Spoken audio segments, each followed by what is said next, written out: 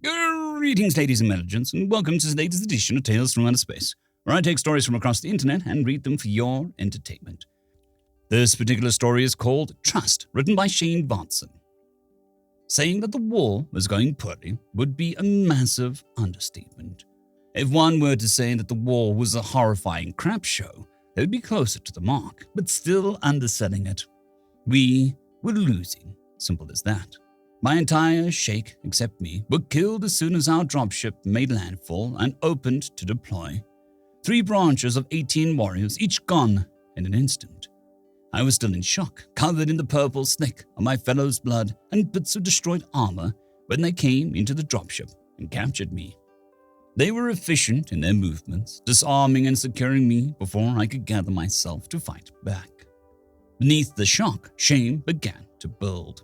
This wasn't my first battle, but I froze like a fresh recruit. Me, a decorated warrior officer and veteran. I thought I'd been through everything in battle that could happen. I'd just never seen such devastation in less time than a single breath. I spoke their language a little bit. It was expected of an officer like myself. It turned out that at least half the enemy's shake spoke my language. We would never allow that, as the threat of enemy propaganda grows exponentially with every new possible target. At least, that's what our military doctrine said. With half their troops as possible targets, though, our steady propaganda barrage would have turned them if there was true. The realization made me wonder what else we had wrong. If we could correct our mistaken assumptions, we could turn the war around. These creatures were like nothing we'd fought before. They wore armor on their heads and torsos, but left their limbs exposed. Of course, hitting a limb would injure them, but they could often still fight. At the same time, their weaponry, though crude, smashed through our armor and even punctured the hulls of our dropships. If that wasn't bad enough, they had hyper-maneuverable flying craft that could attack our dropships in the atmosphere and hit them with chemical explosives. After securing all 4 of my graspers with self-locking polymer bands, they loaded me into a ground vehicle. With no viewports in the section of the vehicle I was in, it was a disorientating, bumpy ride for what seemed like an entire day with 3 of the infant-skinned creatures guarding me. I was unloaded at a prison. At least these creatures had the same sort of ideas about prison as we did. High walls, guard towers, and I guessed the strands of wire coiled up in the top were the equivalent of our stun beams that kept prisoners in. That's when I met him. His skin was a deep brown, and he had some lines around his eyes. Maybe they just don't come into their adult skin until later in life. If that's the case, though, then we're losing the war against children. He cut the polymer bands off my limbs and offered his grasper. "I am Captain Jerome Moss, but you can call me Jay," he said. I looked at the grasper, unsure what to do. I extended one of my graspers in the same way and said, "Chrisix Expedition Commander of the Red Sky over Green Water Shake, or at least I used to be." He grasped my grasper in his own and shook it up and down a couple of times. "Welcome, Commander. If you don't mind, I'll have one of my troops take you to the medics to get checked out, then off to the showers to clean up." The creature that checked my health knew enough about our anatomy to pick up that my 4th heart segment had a murmur in the 2nd chamber. I'd had that since hatching. It wasn't a threat to my health, but I had actual doctors miss it in the past. After washing the blood of my compatriots off, I was given a drab outfit to wear. My jailers had whisked away my uniform and armor. Captain Morse joined me after that in a sitting lounge my cell shared with several others. I didn't really feel nearly as much like a prison as I expected. "I expect my accommodations are due to my rank." "Well, there are perks to being an officer, yes," Morse said, "but the enlisted have all the same amenities. The only difference is that officer cells are mostly empty." "Not surprising." I sat in one of the available seats and took in the room around me. There was a way to escape. I just needed to find it. "We send a message to your people to let them know that you're alive and well. We also put your soldiers on a drone ship with instructions on where to pick them up so they can be returned home for internment." He leaned on the armrest of the seat he occupied. I don't know how long it'll be before we're sure that messages are getting through, but once we are, we'll allow you to send recorded messages home to your family." "Heavily redacted, I suppose," I said. "If we think you're trying to sneak information out, yes." He sat up straight and leaned forward. "Look, Commander, I don't know you, and I don't trust you yet, but that's no reason for me to be a dick." "Trust?" I asked. "You speak of trust with an enemy." "I do," he said.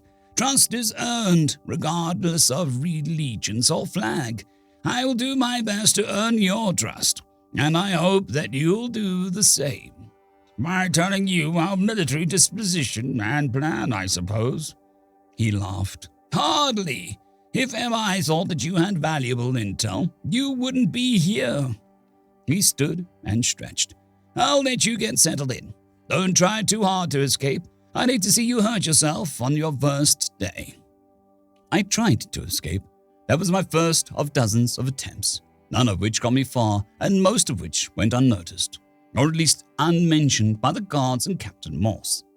He came in every day, and even though I could feel his animosity, he did his best to be professional and to not let it show.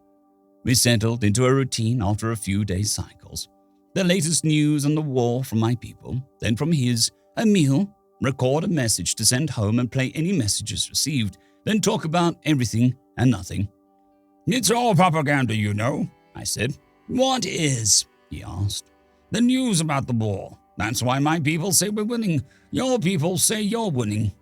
Instead of disagreeing or arguing about it, he turned the news of his own people back on. Rather than talking about the state of the war, they were covering protests against the government, along with the government officials trying to mollify the crowds. Not the sort of thing the state propaganda machine would report so openly. After that day, I ignored the propaganda from my world, and we spent more time watching news and entertainment from Jay's world. It gave me more insight into these creatures. They still looked weird with their baby skin and missing arms, but they were just people like us. We discovered that certain fruits in this world were intoxicating to me. There were some days that we could close out with intoxicating drinks. His some sort of poison, mine an orange or yellow fruit juice. The war was getting closer to my home world with every passing day.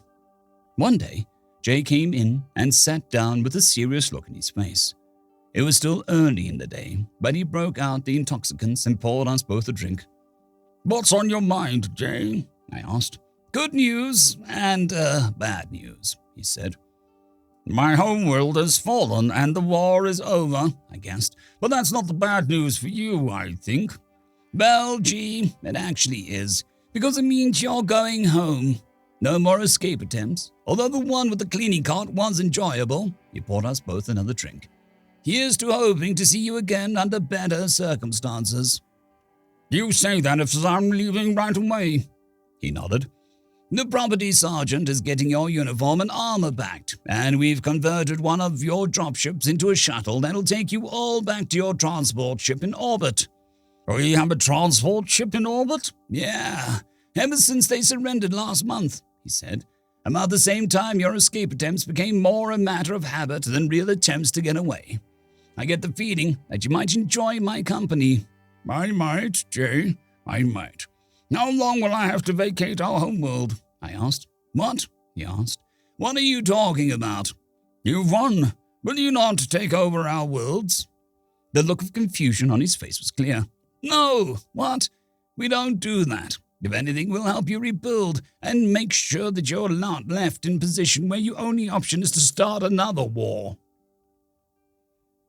End of story. I'd quickly like to thank the T5 peeps: Cold War Boomerwaffen, Severin Cerberus, Bushmaster 177, Henry the Red, Caspar Arnholtz, Cold War Boomerwaffen, Elijah Silvercross, Dragzoon WRE, and Severin Cerberus. Thank you very much.